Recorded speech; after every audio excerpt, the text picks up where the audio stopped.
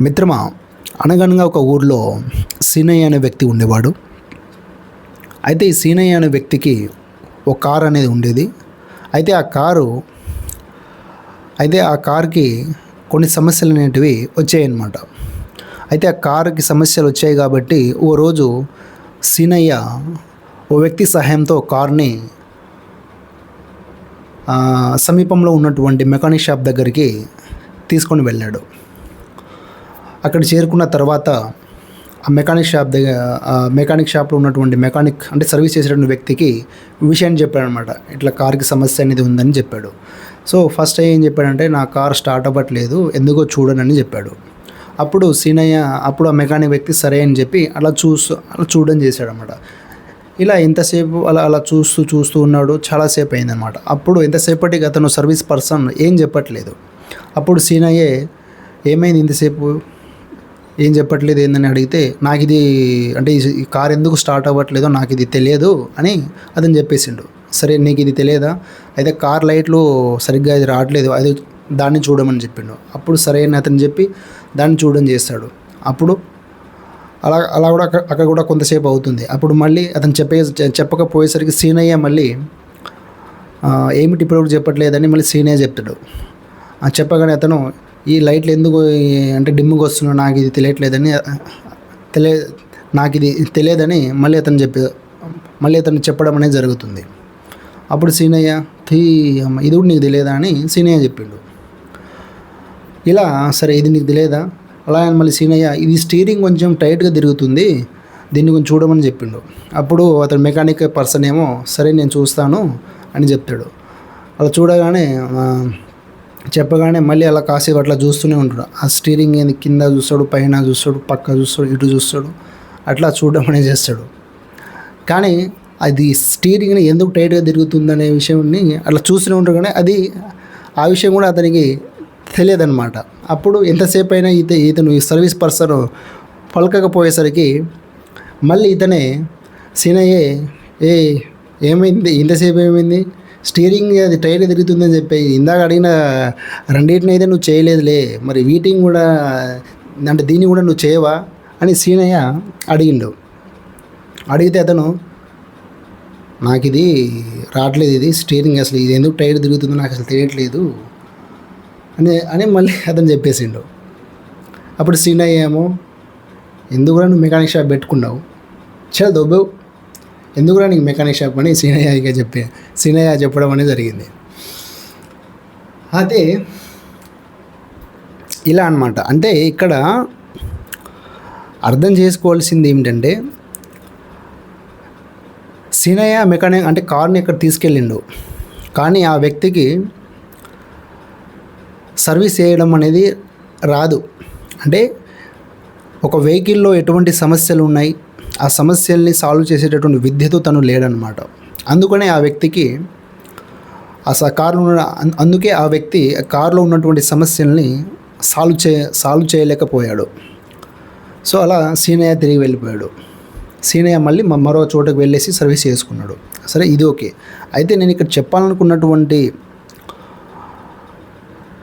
విషయం ఏంటంటే, ఇప్పుడు ఇందాక చెప్పినటువంటి ముందు అంశం ఇప్పుడు చెప్పాను కదా, సీనయ్య స్టోరీ చెప్పాను కదా, సేమ్ ఇలానే అదే ఊర్లో రారాజు అనే వ్యక్తి ఉండేవాడు అనమాట.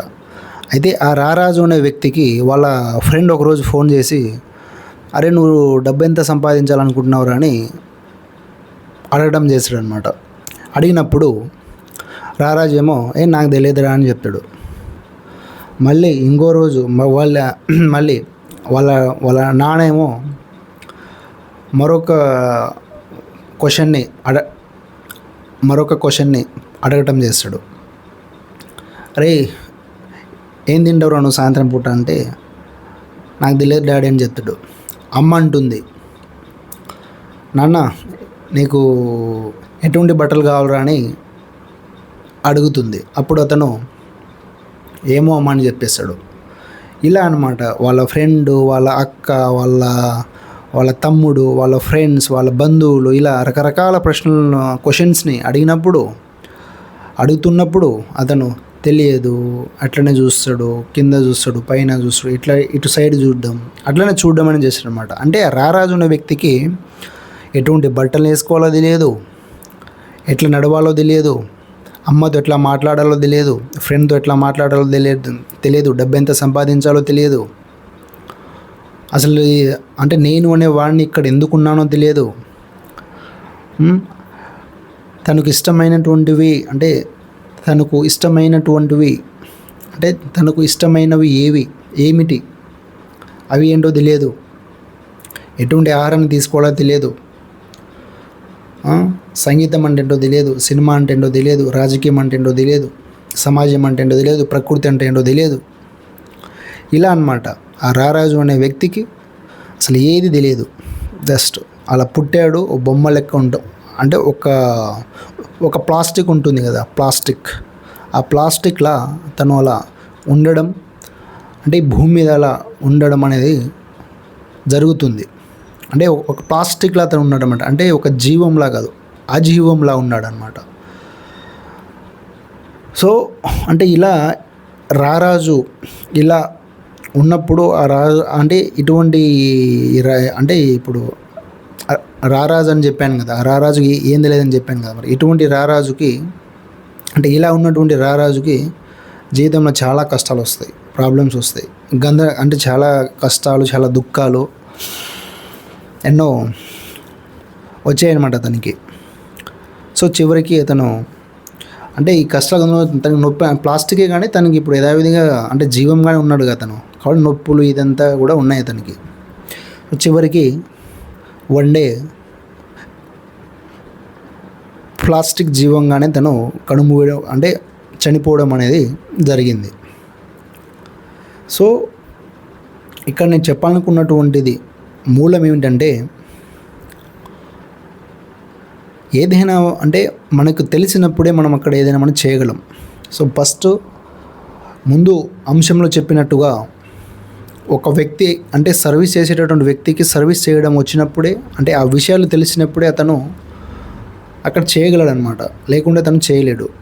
సేమ్ ఈ రెండో అంశంలో కూడా రారాజు ఉన్న వ్యక్తి తనని తాను తెలుసుకొని ఉన్నప్పుడు, తన గురించి తాను తెలిసినప్పుడు, అంటే తనకి తాను తెలిసి ఉన్నప్పుడు అక్కడ తనకేం కావాలో తెలుస్తుంది, ఎదుటి వ్యక్తి ఎవరో తనకు తెలుస్తుంది,